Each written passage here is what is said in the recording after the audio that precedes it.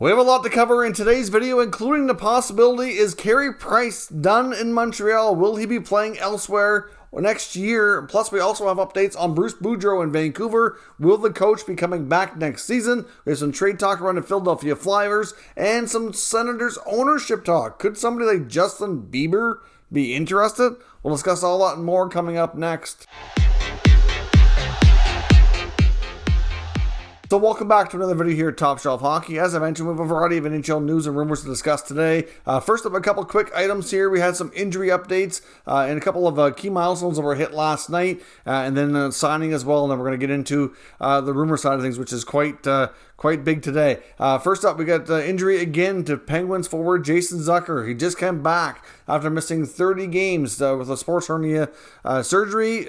He gets hurt in his first game, goes into the boards really awkwardly on a hit from Kevin Fiala. Kind of went in feet first. Not really all that much different than what we saw happen to Clayton Keller a couple nights ago. Haven't quite heard the update on him yet, but it didn't look good. He had to be helped off the ice. And you got to think that it could be very serious. Yet again, he's been so unfortunate and almost jinxed by injuries here in the last couple of years. So let's hope that he can make it back here before playoffs. I don't know what the extent is. I haven't seen any Penguin updates on his condition. So we'll see where things go. And hopefully he's not out too long. Of course, we had a signing today as well. Arguably the top college free agent, which was Bobby Trivigno, who's a smaller size forward, 5'8", 160 pounds, signs with the New York Rangers. Now, of course, he's a native New Yorker, so there was a lot of talk recently. I know many NHL reporters, insiders, were talking about the fact that the Rangers were his preferred place to go. There was, I think, 4 or 5 teams in the mix right up to the end of it, but that's where he's decided to sign. He's having a real solid year. He's a 23-year-old left winger, as I mentioned, from UMass Amherst, put up 49 points in 37 games this year, and was arguably like the biggest name that's out there as a college free agent. So we'll see how things work out for Bobby Trivigno in the Big Apple. As I mentioned, a couple of big milestones hit last night. We saw Austin Matthews hit goal number 50. It was into an empty net. I'm sure he would have rather, seen that patented wrist shot go over a goalie into the top corner bar down like he does so often. But, they all count. That's the main thing here. But he's the first player this year to hit 50 goals and the first Maple Leaf player to do it in a really, really long time. Of course, he's not all that far off the mark from the franchise record held by Rick Vaive. Have to think that as long as Matthews can stay healthy here and play all the games down the stretch, that he will have a legit shot at breaking that and setting a franchise record. I know at the beginning of the year when I did some predictions, I predicted he was going to hit 60 goals this year, and it's still a possibility. I wouldn't completely rule out 60 as being something he could do, but he's got 50 for sure now. The franchise record is next up here, which I believe was 54, I think it is, that Rick Vaive has. So certainly a big thing there. I know Leaf fans are celebrating it pretty hardcore today, and rightfully so. I know I've seen a variety of people on social media kind of talking about other fan bases. I was not so thrilled, but you know what? It's a big deal. It's something that hasn't happened in a long time. There's only a handful of guys that have done it. I believe the last guy to do it was Dave Andreychuk.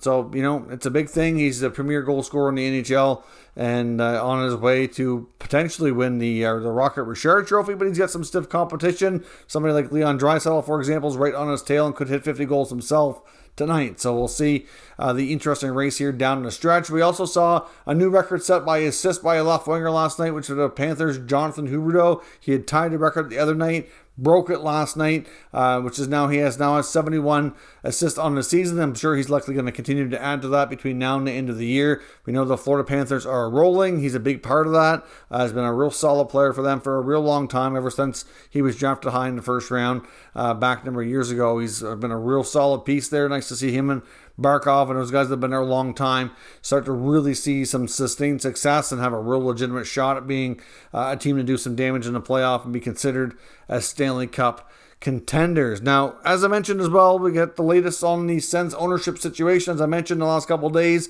this is going to be a hot topic now that We've saw the passing of Eugene Melnyk and a lot of uncertainty until we get more details come out from the family and his daughters. It's going to be a lot of talk. New podcast came out this morning from Elliotte Friedman and Jeff Merrick, the 32 Thoughts podcast.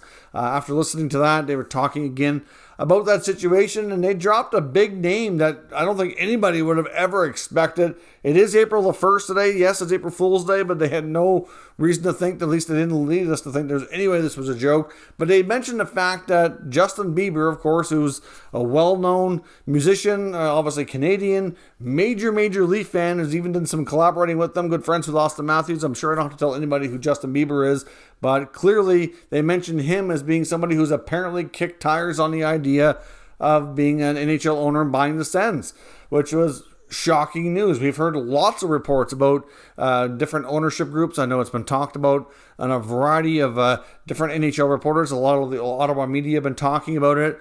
And this is the first time I've heard his name be mentioned. And it just seems to be, kind of come out of nowhere. It'd be hard to imagine with the fandom he has with the Maple Leafs. Like I said, grew up a Leaf fan, is really good buddies with a bunch of the players there. Done the recent collaboration with his Drew brand and the jerseys and things like that. It's hard to imagine him being associated in any way, shape, or form with any other franchise, let alone their provincial rival in Ottawa. I know the rivalry's not really all that much alive right now because the teams are in very different spots, but they've certainly had their fair share of, the Battle of Ontario's had its moments, but it's been pretty intense and, a big thing, especially in the early 2000s when they were battling in the playoffs. And of course, even, back in the, 2015, 16, 17, when the Leafs were starting to really pick things up and the Sens were more competitive in the playoffs. So, we've had some big games between these franchises. And even though the rivalry is not super hot right now, it's still hard to imagine something of that magnitude switching sides. I mean, it would be kind of hard for him to be a major Leaf fan if he's owning the Senators. That just would be really weird. So I really can't see it happening. Could he be some kind of small-time investor with a bigger group? I guess maybe, but it just seems like a bizarre name to have linked to Ottawa. But I know, like we heard, for example, on the Wally Mathot show, which is hosted by Brent Wallace and Mark Mathot, very well connected to the team. Of course, Brent Wallace covered the Sens for years as part of TSN's coverage, has a lot of good connections. And of course, Mathot, Ottawa native and longtime Ottawa Senator player, also have lots of connections on their show that was out yesterday. Talked about the fact that from their firsthand knowledge that there is a variety of groups that are interested in buying the Sens. There is some former players connected to it, but they did confirm, to the best of their knowledge, it's not guys like Daniel Alfredson or Chris Phillips. They believe that, or at least Brent Wallace was saying, as far as he knows, that a lot of these groups would want them to be involved, but they're kind of sitting in the background right now and waiting to see what happens, and then likely could come back to the organization in some capacity once that is sorted out and kind of determined. But everybody kind of feels that making amends with Daniel Alfredson and getting him back involved in some capacity would be top priority number one for anybody, kind of, if they do buy the Sens from the Melnyk girls or what have you. Between that and trying to work on plans to get the arena downtown, that's two of the big objectives there right away. So yeah, it seemed really weird for them to mention this in today's podcast. My first instinct is it's got to be an April Fool's joke, but there was really nothing to kind of make us go back and say, yeah, they were kidding around. I guess maybe we'll find out later, but it just seems really weird. Either way, it's something funny to think about, and I can't imagine it's ever going to happen. Another thing that they talked about here today as well was Bruce Boudreau and the future of him behind the bench with the Vancouver Canucks. And I guess Patrick Alvin, the GM, recently did a hit on Sportsnet Radio in Vancouver talking about Boudreau's future when he was asked about what the status would be, because obviously Boudreau doesn't have a contract beyond the current season. It was just signed off for the rest of the year. There was a team option for next year, and he basically had an opportunity to give him like a nice endorsement and make things feel good that he's likely coming back because he's done a great job. He's very, great record. He's got a very good attitude. He seems to be very, very well liked amongst everybody. But he kind of was hesitant to do that and just said that they're going to kind of wait and see at the end of the year and talk about it, and wouldn't really commit either way. And Friedman and Merrick were going on to say that, from what they've heard, that there's really, they can't really say with any kind of certainty that he would be back. And they were quite in a way, somewhat surprised to hear that, given the fact that they've had a great record and they've had so much improvement compared to the first part of the year when they were still being coached by Travis Green. So Bruce Boudreau is a guy that's going to be a hot commodity, I think, if Vancouver lets him go. And we see what he was doing in Minnesota. He was starting to get some better results. Of course, Bill Guerin decided to go with his own guy, bringing in Dean Evason full-time into the mix, who was already part of the organization. But, Bruce Boudreau's got a great record, and there's a few things that kind of go against him a little bit, which is mostly his playoff record. But really, like they were saying on the podcast, it makes a lot of sense to me. You have to get to the playoffs to have success. So you would think at some point here that, he's such a good regular season record coach that he's got to be given a chance. The guy wants to coach. He's very passionate about it. He's got a tremendous record, one of the all-time winningest guys. Why wouldn't you want to stick with him? He seems like the players really respond well to him, and things have been going well. It'd be quite shocking to see a new coach come along again in the offseason. And like I said, they believe that Boudreau and his agent want to know as soon as possible, though, so they can keep a lookout and be considered for other opportunities should Vancouver decide not to bring him back. Now, as I mentioned, when it comes to some trade talk today, there's a lot of talk on this same podcast talking about the Flyers. We know that they've got some big decisions to make. They've already started a bit of a teardown with trading Claude Giroux, but we don't expect GM Chuck Fletcher to go through a full rebuild. We expect more of a retool. Some decent-sized names are likely going to be on the move as well in the offseason, and we're probably going to see a shuffle. They create some cap space by moving out a couple of other contracts in between, making some trades and going after some free agents. Try to kind of reshuffle here and bounce back next year. Seems to be what the plan is. Now, they talked about the blue line with Ivan Provorov and Travis Sanheim. One of the two is very, very likely to get dealt, considering they still have Ryan Ellis, of course, who's missed the majority of the season. And then they've got Rasmus Ristolainen, who they just re-signed. Given their cap situation and what else they have in the blue line, it doesn't make sense that either Provorov or Sanheim would both be back. Sanheim is down to one more year in his contract. Provorov's got a few years left. There's been a lot of talk about Provorov being traded because he has not worked out as being a number one defenseman in Philadelphia, but they both wondered if it might be something that the Flyers may want to wait on, given the fact that they brought in Ryan Ellis to be his partner, thought he could be a great guy to kind of stabilize that pair and really allow Provorov to be the defenseman that they thought he could be and has shown in the past, and they haven't really seen that this year, so they might want to wait until they have more of a chance to play together before they pull the trigger on a Provorov deal. And it might be one of those cases where they might only do it if they just get a real sweet offer that they just can't turn down. So we'll see, but they do expect one of those two D-men to be on the move. They also talked about the fact about there could be some other forwards possibly moved as well. Travis Konechny's a young enough player that's shown enough flair in the past that he would certainly generate some interest. There's a possibility he could be on the move. I know there was also some talk, a few other outlets as well talking about the Flyers this week as well, and talking about James Van Riemsdyk. They'd love to be able to move that contract. I don't know if they would consider a buyout where he's down to 1 year.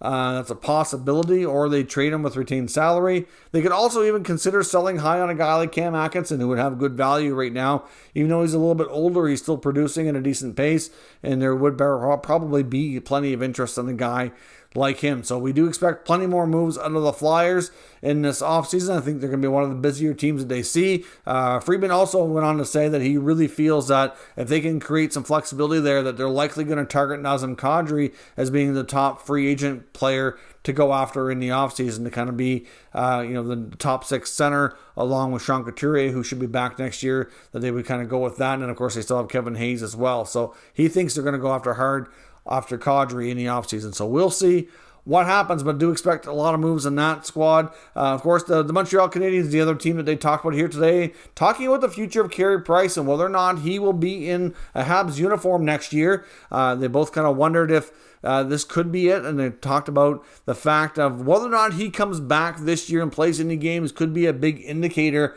on what the future holds. So, for example, Merrick made some good points saying that really if Carey Price is working hard enough to come back, that he feels that that's a good indication that maybe he wants to prove that he can play, kind of showcase himself a little bit, and that the team, Gorton and Hughes, will likely attempt to find a move for him in the offseason. To me, and this is not based on anything but my own opinion, but based on everything we've seen in the past year and a half, I kind of really wonder if Carey Price would prefer to move on, and I don't ever expect him to say that publicly, at least not anytime soon. Maybe someday when he's gone from Montreal, maybe he'll confirm this if this indeed is the case. But the fact that he made himself available to the Kraken in the expansion draft, the way everything went down there, I know he was dealing with some injuries, and I do honestly believe that he was looking out for the team at the same time, but maybe he thought it might be best mutually, best for the team, best for himself if that did happen, and he did end up going to Seattle. He likely knew about Shea Weber's situation ahead of most people, at least the public, so for him to say, okay, if Weber's not going to be here, I'm not going to be here, we can't expose and lose Jake Allen as well, we can't do that, so like at the same time, he was looking out for the team. I do buy that narrative a bit, but I do think at the same time, if he might have been thinking, you know what, I'm okay with it if it indeed does happen, given the fact, like I said before, he's got connections to that area, is close to his home in BC, his wife's from that area, he plays junior hockey there, etc. Lots of reasons why Seattle would be appealing to the Price family. Not to say that he's going to end up there now, obviously given the fact that they have Grubauer under contract, they have Chris Trivigno, they have Joey Daccord in the minors. I don't know that the Kraken would have any interest in bringing in Carey Price. At this point, especially if they had a chance to get him for nothing before and past, I just don't see that happening anytime soon. But could he end up somewhere else? Now, maybe. I guess that's really hard to say, right? There's a lot of term left on that contract, and it's really difficult to say where that ideal landing spot would be. I know in the past he's been linked to maybe Colorado.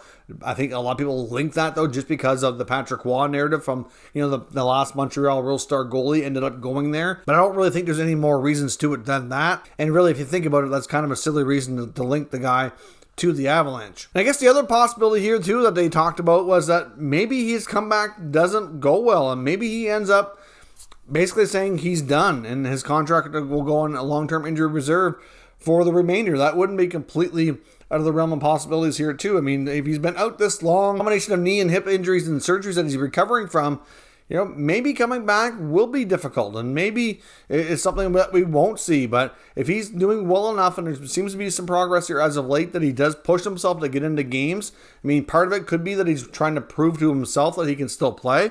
But like I said, with what they were saying on the podcast, it makes sense that it could also be a showcase to see if there's interest in other teams for him to be able to move on in the offseason. So it'll be very, very interesting. There's between the injury being too much or him moving in the offseason, there's a good chance this could be his last year in Montreal, but not a guarantee by any means.